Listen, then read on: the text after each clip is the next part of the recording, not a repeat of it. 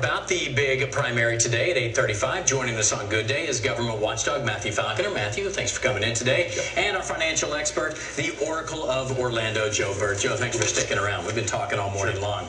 Let's start with this, Matthew. The early primary, Florida moved it up, made a lot of controversial moves, I guess, across the country. People saying you're going to lose your delegates. Does it matter? It matters a great deal because Florida is the most important swing state in the union, and Florida is a microcosm of our country because we're a purple state. We have half Republicans and half Democrats.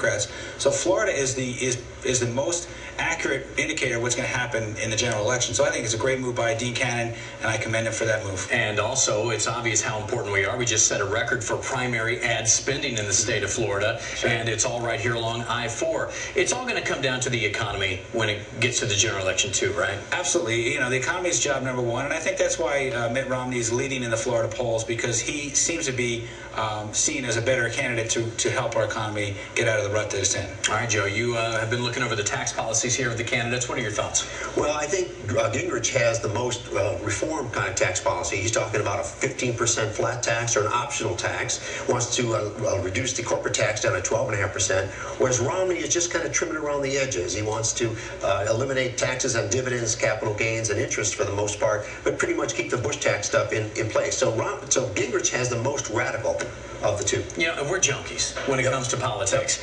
But whenever I hear these candidates talking about tax policies, I almost immediately stop listening because I've heard this ever since, go all the way back to Steve Forbes when he talked about the flat tax, because it never changes. Do you really think something's going to be done? Well, it's about time, but I don't know, because as we talked earlier, it always gets down to lobbyists, and the lobbyists control Congress, and Congress controls the tax policy.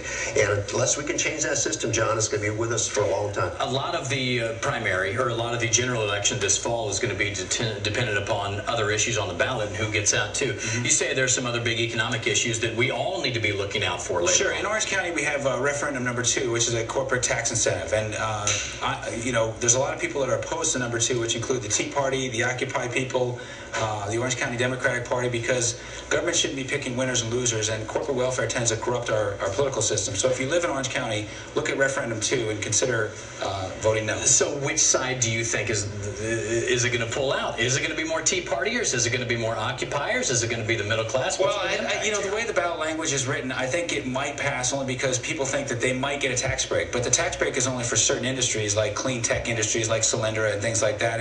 And you know, people tend to vote yes more than no. So I think it might squeak it out. But everybody I know is voting no on the corporate welfare referendum. I want to get your prediction on the primary. Mitt Romney by 5. Okay. And I'm going to get your prediction, though, on the economy, because a lot of people look to what you have to say about what's going to happen next. Are we going to get out of this mess before we get to the general election? No.